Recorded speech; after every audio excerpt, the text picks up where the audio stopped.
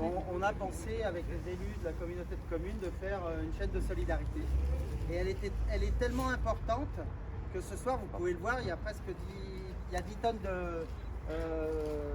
de matériel médical, de médicaments, de produits première nécessité pour les bébés, de couches. Qu'est-ce que j'en oublie? Peut-être aussi des couvertures, des tentes, enfin, tout ce qu'on a pu mettre. Et il en reste.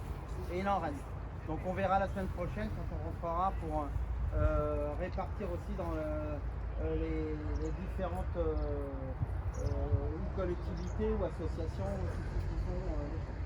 Donc je voulais aussi remercier l'ensemble des bénévoles déjà, l'ensemble de toutes ces personnes qui ont donné, que ce soit une boîte de conserve ou une couverture ou beaucoup de choses, parce que en fait l'humanitaire ça part de ça.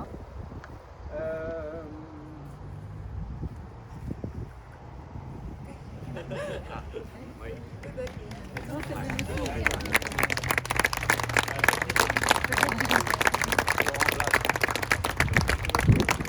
pas un discours politique, si vous voulez. C'est dès lors qu'on parle avec le cœur, c'est compliqué. Bon, c'est pas grave. Thomas qui va nous accompagner. Aussi, merci Thomas. Philippe, vous connaissez tous, qui va aussi faire partie de l'équipe. Et puis on a 3 chauffeuses. Qui vont conduire aussi. Donc Julie Tanis, qui est notre responsable administrative à l'Interco, d'accord, qui a pris sur ses congés, a pris des congés payés, et puis qui vient avec nous. Donc c'est ça l'humanitaire. On a Nathalie Gruel aussi qui fait le reportage photo. Merci Nathalie d'être présente, et mon épouse. Parce que comme on ne se voyait pas beaucoup, je ça vaut mieux. Et on aura 2000 km parce qu'elle veut absolument monter avec nous. Alors voilà. Donc je voulais remercier aussi Monseigneur Bousquet. Merci aussi Monseigneur parce que vous nous avez aussi beaucoup aidés. D'accord, par toutes les actions que vous avez faites. Je remercie aussi tous les maires. Je remercie les pharmaciens aussi qui nous ont aidés. D'ailleurs, je ne sais pas si Cyril est là, la pharmacie de Bétheuil, parce que c'est lui qui nous a procuré les pastilles d'iode. On ne sait jamais, ça peut toujours servir. On part voilà. J'oublie certainement. Et en dernier lieu, bien sûr, je voulais aussi remercier l'ensemble des industriels. J'en vois, donc je vois Marc. Merci Marc de nous aider, parce qu'un voyage comme ça, vous connaissez le prix du gasoil, surtout ce soir, ça se finance. Il y a beaucoup de sponsors, hein, que ce soit Thomas Vattel avec l'entreprise TVNet, vous avez vu, voilà, que ce soit mon entreprise et tout, on le fait vraiment naturellement, je peux dire. Et puis on a eu aussi Leclerc qui nous a beaucoup aidé financièrement. Donc l'ensemble de tous les financements, nous on ne brasse pas d'argent. L'ensemble des financements, ils sont allés, et c'est pour ça que je disais merci à l'association des maires qui est dirigée par notre vice-président chargé de plein de choses ici à la maison.